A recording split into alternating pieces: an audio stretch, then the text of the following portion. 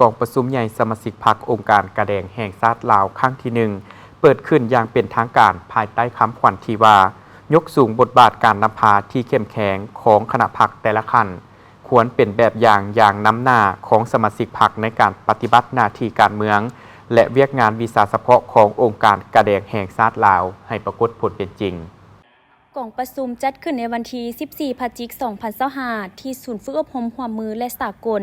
โดยการเป็นประธานของสหายคำลาวันจันทละวันเลขาคณะบริหารงานพรรคองค์การกระแดงแห่งชาติลาว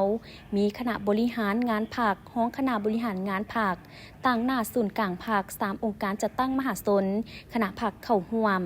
ในพิธีสหายจันทลาสุขสาครห้องเลขาคณะบริหารงานพรรคองค์การกระแดงแห่งชาติลาวได้รายงานว่าและยาพานม้าคณะพรรคได้ถือเอาการศึกษาอบรมทางด้านการเมืองแนวคิดเป็นกกและสอดห้อยเข้าในทุกโครงเขตเวียกงานทั่วองค์คณะพรรคตนโดยได้จัดตั้งเสื่อมซึมเผยแผ่เอกสารสำคัญของพรรคของรัฐด้วยหลายรูปการให้สมาชิกพรรคพนักงานราชการทั่วองค์การกระแดงแห่งชาติลาวกำแน่นแนวคิดทฤษฎีแนวทางนโยบายมติคำสั่งกฎระเบียบของพรรคอย่างเป็นปกติเข้าสู่ชีวิตตัวจริงอย่างทั่วถึงด้านการนำพาเวียกงานวิสาเฉพาะได้เอาใจใส่ในการพันขยายมติกองประชุมใหญ่ครั้งที่ 11 ของพรรคและแผนยุทธศาสตร์องค์การกระแดงแห่งชาติลาวซึ่งในระยะ 5 ปีผ่านมาองค์คณะพรรคองค์การกระแดงแห่งชาติลาวย้ำใดก็ได้เอาใจใส่นำพาซี่น้ำอย่างใกล้ชิดต่อเวียกงานวิสาเฉพาะโดยเฉพาะการจัดตั้งปฏิบัติหน้าที่การเมืองทางด้านมนุษยธรรมของพรรคและรัฐโดยสุ่มใส่เวียกงานก้าวหน้าเวียกลักขององค์การกระแดงแห่งชาติลาวการช่วยเหลือบรรเทาทุกข์เบื้องต้นการปลุกระดมคนคว้ยบริจาคเลือดและการสนองเลือดที่ปลอดภัย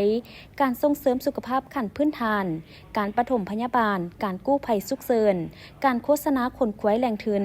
การสั่งสมาชิกและอาสาสมัครกาแดงการสืบเท้าหาญาติพี่น้องและการพัวพันหัวมือสากลทุกเวียกงานมีผลสำเร็จเป็นอย่างดีและบางเวียกงานก็สำเร็จตามคาดหมายและลื่นคาดหมายที่หวังไว้โดยเฉพาะแมนได้ช่วยเหลือบรรเทาทุกข์เบื้องต้นภัยพิบัติน้ำท่วมที่แขวงหลวงน้ำทาอุดมไซสยบุรีบริคำไซคำมวนและบรรดาแขวงต่างๆในทั่วประเทศมีประชาชนได้รับผลประโยชน์จำนวน500,000 กว่าคนการปลุกระดมบริจาคเลือดสนองเลือดที่ปลอดภัยสามารถบริจาคเลือดได้ 95.5 ส่วนห้อยของแผนการตอบสนองเลือดได้ 487,439 ธงคนเจ็บหลายกว่า 298,419 คน